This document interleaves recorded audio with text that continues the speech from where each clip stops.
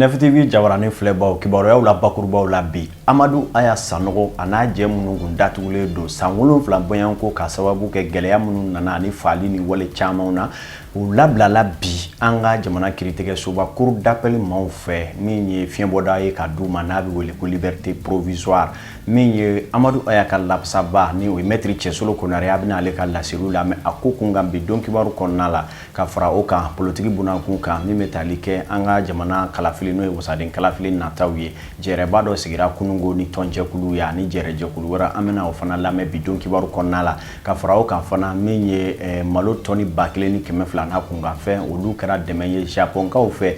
ka ɲɛsin malidenw ma olu tilatilali baaraw kundoni kɛra bi sécurité commissaire à la sécurité alimentaire Kasimu Deno ka ɲɛmaya kɔnɔ an bɛna ale fana lajɛ bi don kibaru kɔnɔ ka fara ninnu bɛɛ lajɛlen ka farikolo ɲɛnajɛ dakurunya kelen a bɛ n'olu lamɛn bi ninnu y'an ka cɛkolow ye an bɛna misɛlin dɔw fara mun kan bi ka aw kibaruya.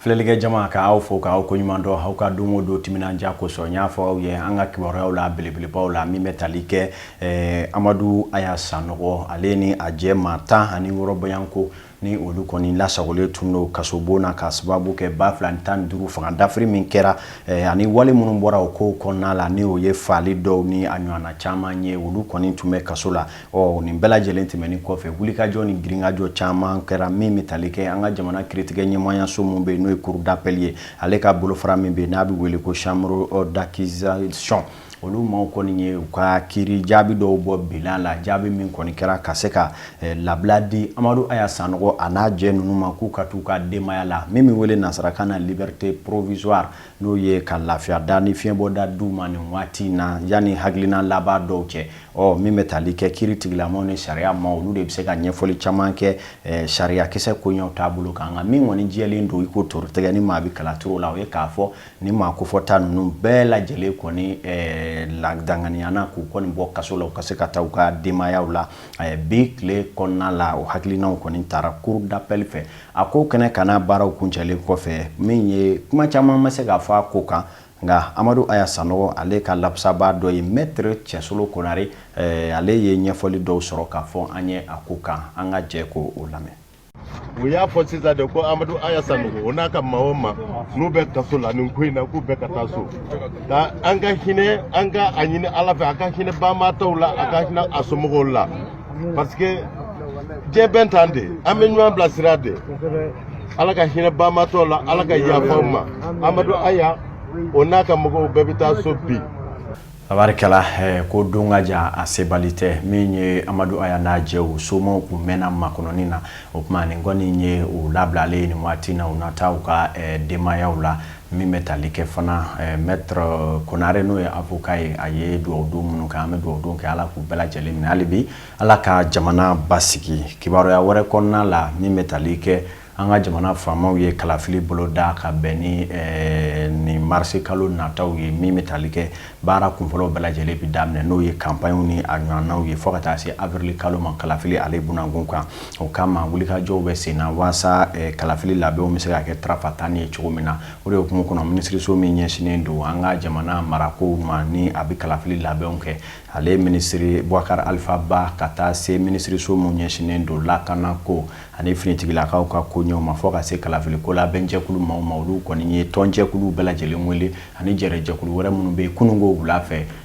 Kuluba Katikaw fɛ yen min ye collectivité cakɛda jɛrɛjɛkulu min bɛ yen ka taa ɲɔgɔnna jɛrɛ kɛ fɛn o fɛn bɛ yen ni o bɛ min kun ni kan cɛ k'a fɔ kalafili ko in na kɛrɛnkɛrɛnna waati minnu fɔlen don ani maaw ka kamanagan ko ye mun ye hakilina jɔnjɔnw bɛ sɔrɔ o la cogo di na u ye ɲɛfɔli kɛ nin bɛɛ lajɛlen kan a baara ninnu kuncɛlen kɔfɛ min ye an ka bɛrɛbɛrɛtɔ maaw cɔ a la Marimata Dura ale ye ɲɛfɔli kɛ fo ka taa se opposition fana ka lasigidenmuso minnu tun bɛ yen ani jɛkulu wɛrɛ minnu tun bɛ yen i n'a fɔ diaspora malienne CSDM la Mohamed Chérif Aïdara olu bɛɛ lajɛlen ye ɲɛfɔli kɛ u ye ɲɛfɔli minnu kɛ an ka jɛ k'u lajɛ. Ce qu'on peut d'abord retenir c'est que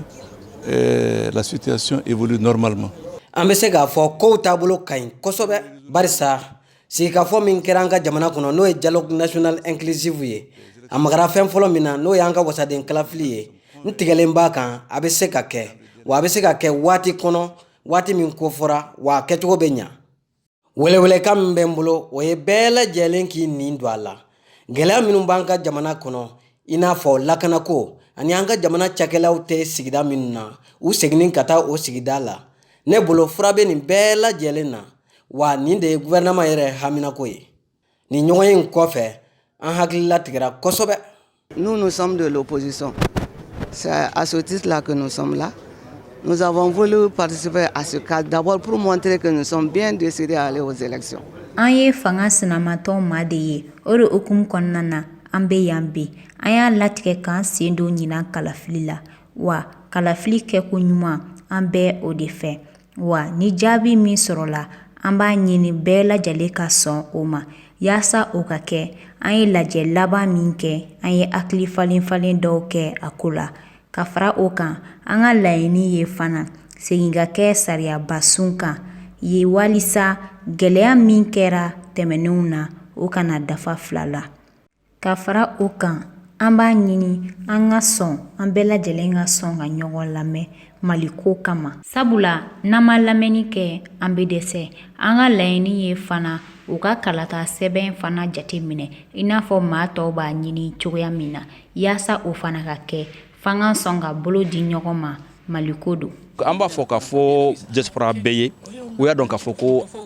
président de la république ye min fɔ a b'a la ka lawaleya a lawale cogo de ye nin ye ministère minnu jɔlen a ko la semaine o semaine réunion bɛ kɛ an bɛ participer réunion na u tɔgɔ la donc u y'u hakili sigi ka wuli k'i jɔ référendum min natɔ fo bɛɛ de wuli hakilanta di référendum ma parce que ni référendum ni ma kɛ an bɛ fɛn min laɲinina fana o sɔrɔ bi gɛlɛn bolo o ye kelen a filanan ye fɛn min ye aw maliyɛn minnu bɛ Mali kɔnɔna na yan aw y'a yira k'a fɔ dunya bɛɛ ye bi k'a fɔ ko aw bɛɛ haminen bɛ Mali ko la ni élection de ɲɛna an bɛɛ ka élection de don majorité tɛ opposition tɛ. Kalafili kunga kɔrɔfɔw tun ye nin ye gafe wɛrɛ kɔnɔna la an b'aw ladɔnniya k'a fɔ Japonkaw fana ye dɛmɛba kɛ baloko nasira la ka ɲɛsin anw ka jamana ma o de hukumu kɔnɔna la min ye bi sɔgɔmada in na jamana cakɛda min ɲɛsinen don k'a dɔn an ka sɛnɛfɛnw ni dufɛnko ma n'o ye OPAM ye olu ye kɛnɛ dɔ bisimila kɛnɛ min bɛ tali kɛ balo min dilen filɛ nin ye ka se ka balo kundoni kɛ n'o ye k'a labila jamanadenw ka bila la u bɛ se ka balo ninnu sɔrɔ cogoya min na o baaraw ɲɛmaaya kalifara cɛba min sugantilen don ka bila min ye baloko ni dunkafa sabatili ko ɲɛw la ni o ye commissaire à la sécurité alimentaire Kasimu Deno bi sɔgɔmada in na a kɛnɛ kan na anw ka jatalaw fana taara baloko in kɛnɛ kan min ye Bayon Jɛnɛpo ka fara Idrissa Badimi o ye min sɔrɔ an ka cɛ k'a ɲɛma d'a ma. Bi balodi in kɛnɛ kan Mopti marabolo ɲɛma n'ale ye Général Ablaye Cissé ni Mopti gouverneur do ale y'a jirana k'a fɔ k'a nisɔndiyalenba de bɛ nin kɛnɛ kan barisa ko nin ye ŋɔniba de bɔlen ye olu sen na ko wa k'u bɛna balo ninnu kɔlɔsi fo ka taa se maa minnu n'a kankan fo ka taa se o tigilamɔgɔw ma. Ka taa population ma population mun ma se ka sɛnɛ kɛ sɛnɛ ka d'u ye mais u y'u ka dugu bila kɛlɛ sababu la u taara sigi yɔrɔ wɛrɛ sɛnɛkɛyɔrɔ t'u bolo yɔrɔ min na donc balo in bɛ taa olu de kama ministre y'a fɔ cogo min na balo in ne bɛ se dɔrɔn an welela ka na cogo min na préfet ni maire mun b'u ka dugu la mɔgɔ ninnu bɛ dugu mun kɔnɔ dugu mun fɔra k'a ka taa dugu min na olu fana bɛ wele ka na aw bɛna ye télévision mun bɛ Mopti ko an fana y'a lase an b'a lase an bɛ tila ka a suit fo ka se a seyɔrɔ la n'u y'a tila cogo min na u bɛ PV d'a ma et puis an ka o PV an b'u lasegin ka na ministère la k'a yira ko mun an bilala baara mun na an y'a baara kɛ. O tɛmɛnen kɔfɛ an ka jamana minisiri min ɲɛsinen don jamanadenw ka baloko kɔlɔsili ma ale ye ɲɛfɔli k'an ye k'a fɔ ko jamana ɲɛmaaw ɲinanen tɛ baloko gɛlɛya bɛ jamanaden minnu kan k'u hakili b'u la. Gouvernement ma segin a ma ɲinɛ a ka baara ye min ye o ye ka gɛlɛya bɛ minnu kan o ka gɛlɛya ta ka bɔ kan donc nin balo di in de bɔ hukumu kɔnɔna la tɔni 1000 ani tɔni 200 an bɛna di bi ka taa Mopti mara ani Gawo mara ani Tɔnbukutu mara parce que an y'a jate minɛ k'a fɔ samiya min bantɔn filɛ nin ye duguw bɛ yen olu ma se ka taa sɛnɛ kɛ ji dar'u ka forow kan gɛlɛya b'u kan olu tɛ se ka samiya makɔnɔ pewu an y'o ye an ka sɛgɛsɛgɛliw la n'u dɛmɛ ma de olu ma olu tɛ se ka samiya makɔnɔ kɔngɔ b'u kan kosɛbɛ kɔngɔ b'i la kɛlɛ b'i da la i ma lafiya dɛ nka n'i ye balo sɔrɔ a ka ca Ala fɛ ni gouvernement y'a jɔ a jɔyɔrɔ la an b'an ka baara minnu kɛ a bɛ se ka kɛ ko sabatilen ye. A tilala k'a fɔ an ye ko ni tɔni 1200 in k'o ye ko karabalen ye waasa maa minnu bɛ degun na ka se k'olu magɛn cogoya min na ko n'o tɛ ko balo min dira Japon jamana fɛ k'a bɛɛ lajɛlen ye tɔni 6400 de ye. Japonɛw de ye balo in di u ye tɔni 6400 tonnes y'o de di 6400 y'o de di mais u ko an ma kɛrɛnkɛrɛnnenya la an n'u bɛnna kan k'a fɔ 1200 an k'o ta sisan k'o lase an balima minnu bɛ Moti mara ni Gawo mara ani Tombouctou mara la ni gɛlɛya bolo kan ka se olu ma sisan pour ka se hakili ka se ka sigi. Baaraw kun cɛra ni balo ninnu sɛbɛn dili ye marabolo 3 ninnu ka cidenw ma n'o ye Mopti, Gawo, Tombouctou ye ani an ka jamana minisiri taamana ka t'i ɲɛ da balo bɛ mobili minnu kɔnɔ ka t'i ɲɛ da u kan. Tabarikala ni kɔnɔbara fara fɛn bɛɛ ka ɲi maa bɔrɔ langolo tɛ jɔ an bɛ to hali bi sɛnɛko olu ye hukumu kɔnɔna la k'aw ladɔnniya fana k'a fɔ tɔnsigi dɔ kɛra bi sɔgɔmada in na Bamako ya tɔnsigi min tun bɛ ɲɛsin min ye sɛnɛ kɛcogoya kura minnu bɛ yen k'a jɛ ni waati yɛlɛma kɔlɔlɔ minnu bɛ ka jigin an ka taabolow ni kɛwalew kan fɛɛrɛ ni hakilitɛli jumɛn bɛ se ka sɔrɔ sɛnɛko la waasa ka se ka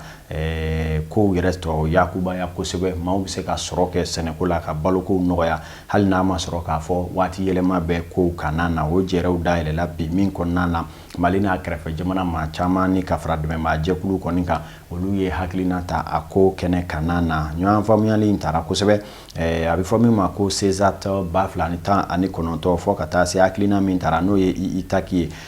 ni anglɛkan na u b'a wele ko Transforming African Agriculture n'o ye yɛlɛma bolo kura mun bɛ se ka don farafinna sɛnɛko taabolo la cogoya min na a kɛnɛ kan waasa an ka faamuya jɔnjɔn sɔrɔ a la an ye serew bila ka taa Fatumata Sidibe ani a ka jatala Umaru Traore olu ye min sɔrɔ a kan o filɛ aw ye. Ni lajɛrɛ in kɛra walasa ka CESAT n'o ye projet baara min bɛ IITA ka bolo kan ka san tɛmɛnenw baara fara ɲɔgɔn kan sabula u ɲamadalen no baara kura min bɛ ka na fo ka taa se san 2023 baaraw de fɛ. O baara kura ninnu kɔnɔna na u bɛna dɔ bɔ fantanya ni balotanya ani ka dugu jukɔrɔfɛnw tanga ani laɲini caman. Kaba sɛnɛko ɲɛmaa yɛrɛ tun bɛ kɛnɛ kan a ye ɲɛfɔli k'an ye u ka lajɛrɛ in kan.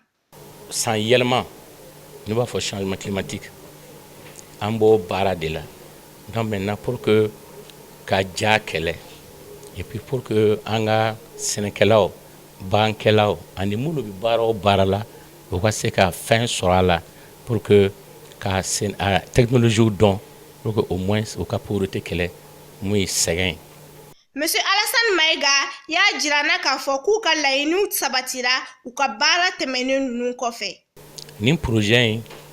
in bi région 4 de la Sikaso, Segu, Kayi ani Kulukoro. Donc an ye baara fɔlɔw kɛ lancement kɛra donc activité caman bɛ yen an y'a bila sen kan donc mɔni b'o la sɛnɛkɛ b'o la bagan fɛngɛ b'o la ani tumu n'a b'a wele ko kamilenbani o kɛlɛli b'a la donc ɲinan yɛrɛ aw y'a ye kamilenbani mɔgɔw kun sigilen bɛ k'a kɔnɔ mais ɲinan an ma bɔ parce que an ye baara mun boloda a kɛra baara ɲɛnama ye effectivement an ye baara mun boloda salo bien vrai que a daminɛna ni gɛlɛya ye sanji gɛlɛya b'a la ani activités ma daminɛ joona surtout ka yanfanw na a yɛrɛ b'a dɔn Kayi sanji fana tɛna joona ale ni Sikaso tɛ kelen ye ale ni Segu tɛ kelen ye ni fɛn ni kelen mais baara o baara n'an y'a daminɛ salo ɲinan an y'a ye ko vraiment sɔrɔ kɛra la a baara ɲɛna c'est pourquoi ni réunion in an bɛna kɛ ka lajɛ baara mun bolodara salo a ɲɛna mais mun b'a jɛ an kan ka a falen ka mɔrɛ kɛ donc mun kan ka fara kan mun kan ka bɔ a la an nan'o de la an b'o de la bi. An ma ladɔnniya k'a fɔ ko nin baara bɛɛ musaka bɔra Norvège jamana de kunna. Tabarikala n'an bɔra o yɔrɔ ninnu na bi fana do do ɲɛnamaya an ka jamana kɔnɔ a bɛ fɔ min ma ko journée de APDP ye jɛkulu y'an ka jamana kɔnɔ min bɛ tali kɛ maaw ka lahalayaw lakɔlɔsiliko ɲuman na kɛrɛnkɛrɛnnenya na maaw fotow ni maaw jaw ni maaw ka fɛn caman bɛ dɔw bɛ olu folofolo ka se ka u tigilamaw lebu yira diɲɛ na cakɛda min sigira ko bali n'o ye APDP ye olu kɔni jɔni ye u ka do ɲɛnamayali baaraw sigi sen kan ETEC la bi jamana faaba kɔnɔna la a kɛnɛ kan na u ye barodalasigi dɔ kɛ barodalasigi min na u kumana kosɛbɛ bɔlɔlɔ sanfɛ maaw bɛ bɔlɔlɔw matarafa cogo di k'a daminɛ sanfɛ kalandenw la ani maa wɛrɛw la u bɛ an ka diɲɛ subahana mansi kura ninnu labaara cogo minnu na ka kuma ninnu bɛɛ lajɛlen k'a kun ye fɛɛrɛ ni dabaliw bɛ se ka sɔrɔ ani lafaamuyali ɲuman ka di limanaw ma walasa bɛɛ lajɛlen k'a dɔn k'a fɔ an ka bi subahana mansi kura ninnu nakun ye dɛmɛ de ye baarabolo kɛsiraw don nka an kana kɛ ɲɔgɔn lebu yira yɔrɔw ye Aminata Daɲɔ Bakari Kɔnɛ a bɛɛ tɛmɛna olu ɲɛna u ye faamuyali mun sɔrɔ a kan o filɛ aw ye.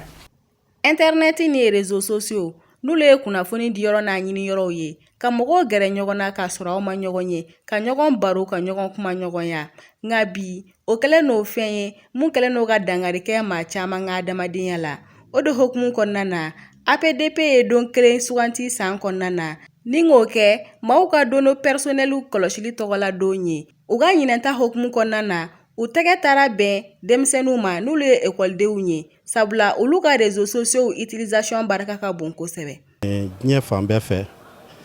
janvier kalo tile 28 a bɛ fêter pour que au moins ka mɔgɔw tɔgɔla kunnafoni k'a kɔlɔsi.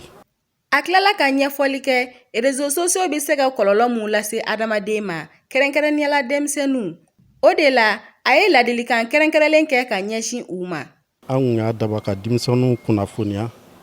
parce que réseaux sociaux kan n'u bɛ fɛn min kɛ yen u kan k'a jateminɛ parce que i bɛ fɛn dɔ kɛ bi k'i ye denmisɛnnin ye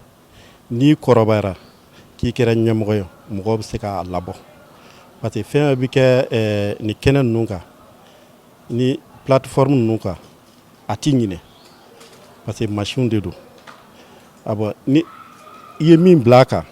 a bɛ se k'i rattraper o tuma n'i ma ye i bɛ fɛn bila a kan i ka jateminɛ kɛ et puis minnu ye nin service ninnu bila an bolokɔrɔ pour que an fana k'a ka maaya mɔgɔw dilan n'a ye an ka weleliw kɛ n'a ye an ka teriyaw sabati n'a ye an bɛ se ka laɲiniw kɛ a kɔnɔna na dɔnniya ta fanfɛla fɛ. Kalan in kɛra denmisɛnnin minnu kunna u y'u ka nisɔndiyaw yira k'a fɔ k'u ye faamuyali sɔrɔ kalan in na sabula a kɛra sababu ye u ka bɔ fɛn caman kalama u kun tɛ minnu dɔn. Bon an ye faamuyali caman kɛ i n'a fɔ an ka dɔn k'a fɔ ko an ka réseaux sociaux utiliser cogoya man ɲi ka da mun kan an ka vie an ka diɲɛnatigɛ bɛɛ b'a kɔnɔ bi mun mana mun kɛ bi o b'o fɔ réseaux sociaux kan mɔgɔ wɛrɛ mun kɛ o b'o fɔ a kan bɛɛ ka diɲɛnatigɛ bɛɛ ka sokɔnɔ ko bɛ réseaux sociaux kan bi bon APDP mɔgɔw u ye mun fɔ an ye o la an ye faamuyali min kɛ an y'a ye k'a fɔ an ka réseaux sociaux utiliser cogoya an ma faamuyaliba sɔrɔ a la donc u ye hakilina dɔw d'an ma an ka se k'an janto réseaux sociaux utiliser cogoya la. Conférence in an ye nafa caman sɔrɔ a la droit dɔw kun bɛ yen nɔ an kun t'olu dɔn an ye o droit ninnu dɔn parce que sisan technologie développelen don smartphone bɛ bɛɛ bolo an bɛɛ b'a kan an bɛɛ b'an kun biribilen don an ka smartphone kan mais en réalité an t'a a enjeu dɔn quoi a sinsinnen don fɛn minnu kan an t'a dɔn donc ni formation in bi kalan in a ɲɛna an ma ka fɛn caman dɔn smartphone ko ninnu kan an yɛrɛ ka vie privée gundola ko ani k'a fɔ ni karisa ye image ta a man di ye ou bien karisa ye nin kɛ i kan ka sɔrɔ a man di ye internet sanfɛ droit b'i bolo ka wuli ka taga a tigi ko fɔ autorité o ɲɛna donc an kun t'olu si dɔn a la an kɔni kun b'a ko la on savait rien de tout cela en plus an bɔra kalama ne yɛrɛ kun tɛ APDP dɔn donc association ɲɛnaman don ou bien service ɲɛnaman don parce que a bɛ jeunes dɛmɛ ka fɛn caman dɔn technologie kan faut pas que fɛnɛ an bɛ fɛn na kuma bɛɛ a développer no diɲɛ fan bɛɛ fɛ an tɛ fɛn ɲɛ dɔn a la donc an ye APDP pardon an y'a nafa dɔn bi yɛrɛ kosɛbɛ. u ye ladilikan kɛ ka ɲɛsin u tɔɲɔgɔnw ma walasa u bɛ se ka u yɛrɛw n'u ka bugunatigɛ kunnafoniw kɔlɔsi réseaux sociaux kan cogoya mun na.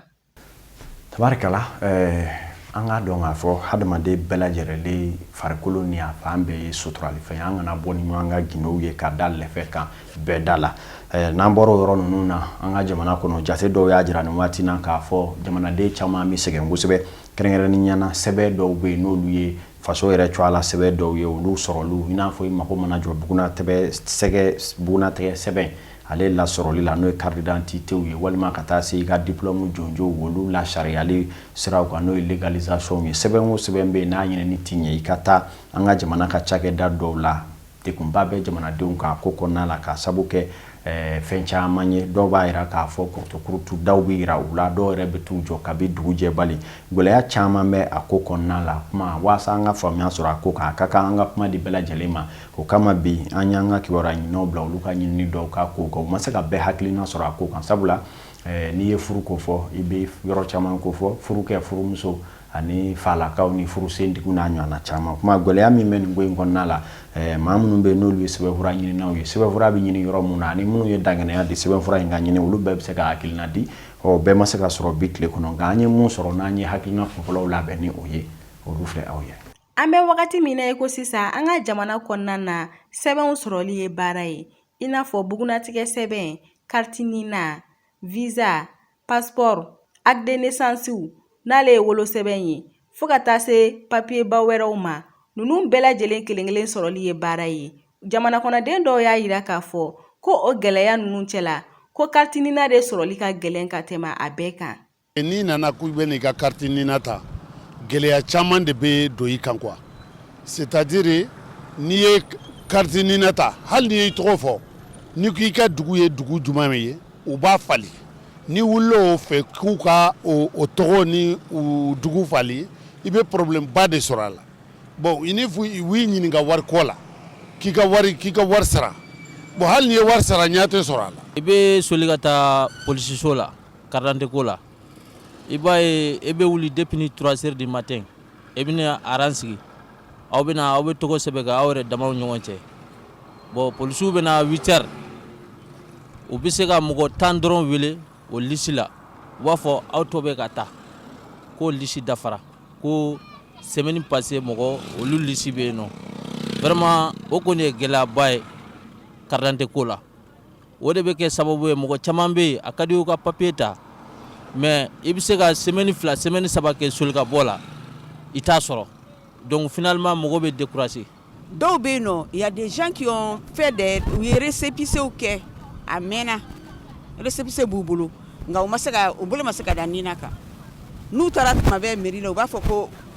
a ma bɔ fɔlɔ o bɛɛ bɛ yen nɔ alors que fɛn bɛɛ dalen bɛ nina de kan sisan. N'i ko k'i bɛ passeport ɲini f'i ka taa ni nina ye n'i ko k'i bɛ inscription kɛ école la f'i ka taa ni nina ye n'i ko k'i bɛ fɛn kɛ f'i ka taa ni nina ye f'i ka carte nina ɲini carte nina dun sɔrɔli ka gɛlɛn. Dɔw y'a yira k'a fɔ ko walasa i ka se ka nin sɛbɛn ninnu kelen-kelenna dɔ la kelen sɔrɔ ko fo i ka tɛmɛ yuruguyurugu sira de fɛ.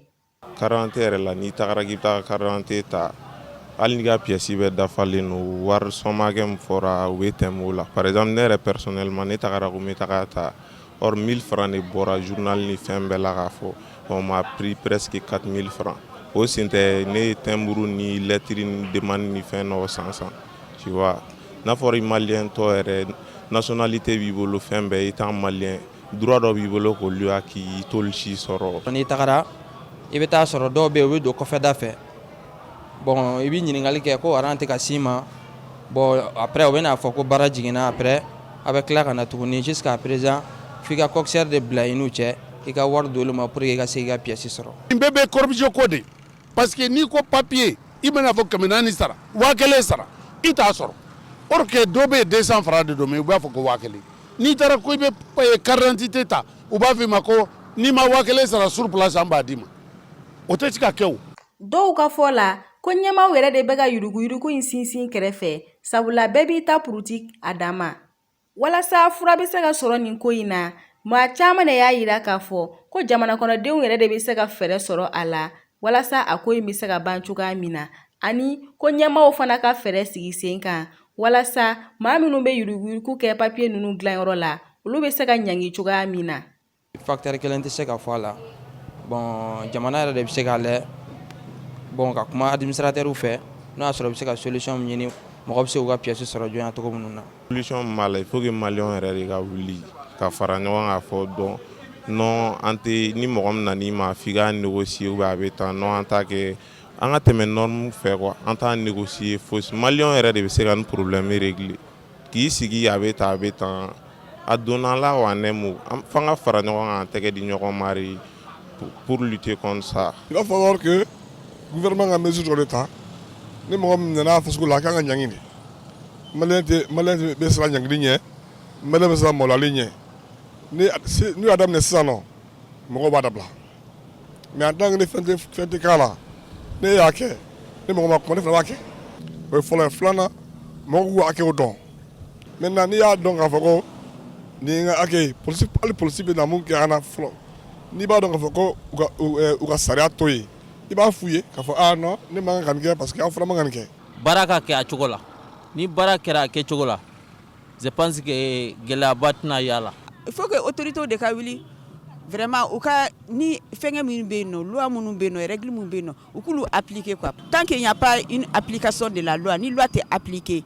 fosi tɛ se ka ɲɛnabɔ. Ka aw ladɔnniya k'a fɔ ko ni jamana kɔnɔden bɛɛ jɔra i jɔyɔrɔ la jamana in bɛ jɔ sen kelen kan.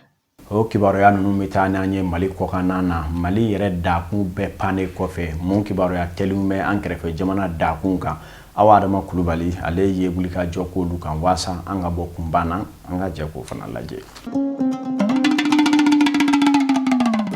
An ka bi diɲɛ seleke naani kibaruyaw bɛna tali kɛ fɔlɔ Burkina Faso de kan. A jirala k'a fɔ ko bingali wale dɔ kɛra jamana kɔnɔdenw juguya la kɛrɛnkɛrɛnnenya la Burkina togoda dɔ la min bɛ wele ko Silgaji Sum mara la ko mɔgɔ 10 fo ka taa se mɔgɔ 50 ma bɔɲɔnko la olu de bɔnɛna u ni na ko ni waleya jugu in kɛra dugu in dɔgɔfiyɛ de la sibiri tɛmɛnen ga u ma kunnafoni lase fo kunungo tɛnɛndonya la ni ka sɔrɔ k'a jɛnsɛ fiɲɛ fɛ sɔgɔmada in na nɛgɛ kaɲɛ fu tɛmɛnen kɔ ni sanga 9 ye. O kɔfɛ an bɛ an kunda Afghanistan kan kunungo janvier kalo tile 27 pankuru dɔ binna ni ka yɛrɛkɛ Ghazni mara la jamana tilebiyan fan fɛ ko dugu ɲɛmaw y'a jira k'a fɔ Afghanistan dugu pankurun tɛ ko lamɛrikɛnw ka pankurun dɔ don.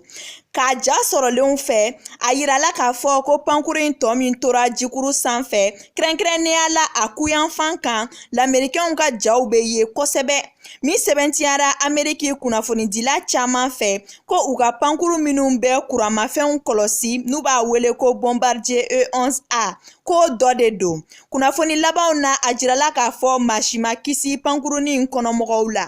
Ni kunnafoni de bɛ an sama ni an se Chine kabini décembre kalo tɛmɛnen daminɛ waati banakisɛ dɔ yera Chine jamana kɔnɔ u b'a fɔ min ma ko coronavirus kɛrɛnkɛrɛnnenya la Wuhan mara kɔnɔna na o waati ni bi cɛ ko maa 106 de fatula ka fara o kan mɔgɔ 4,000 de bɛ furakɛli sen kan bana in ko la. Chinois y'a jira bi janvier kalo tile 28 san 2020 k'a fɔ olu bɛ se ka banakisɛ in kɛlɛ k'a ban pewu o ni maaw ye. Sani o cɛ Faransi gouvernement maaw y'a jira k'a fɔ u bɛna pankurunin bila ni alamisa nata in na ka taa u ka maaw minnu sigilen bɛ Wuhan mara kɔnɔna na ka taa olu ta ka taa n'u ye Faransi jamana kan. Maa ninnu bɛ tali kɛ ka taa Faransɛ 500 de la. Halisa coronavirus banakisɛ ko la an bɛ bi kunnafoni surumanw kuncɛ ni Allemagne ye. Nɛgɛ kaɲɛ 10 tɛmɛnen kɔ ni sanga 40 ye sɔgɔmada in na mɔgɔ kelen sɔrɔla Allemagne jamana kan coronavirus yera mɔgɔ min na. Sɛgɛsɛgɛliw y'a jira k'a fɔ mɔgɔ wɛrɛ de ye a yɛlɛma fɛ jamana in yɛrɛ kɔnɔna na. Kunnafoni in dira kɛnɛya tigilamaw fɛ Bavière mara la banabaatɔ in yɛrɛ dalen bɛ dugu min na. N'an bɔra ye an bɛ segin ka na Mali la kokura tile o tɛ tɛmɛ dugu la a jɔya fara bonya kan anw fana ka kibaruyaw tɛ tɛmɛ kibaruya foyi la a dɔgɔya fara kumaya kan farikolo ɲɛnajɛ dakurunya kelen bi k'aw ladɔnniya k'a fɔ tabarikala dɔ bolonɔbila sɛbɛn dɔ kɛra an ka farikolo ɲɛnajɛ jabalaba la n'o ye Fédération Malienne de Football FEMAFOOT a bɛ tali kɛ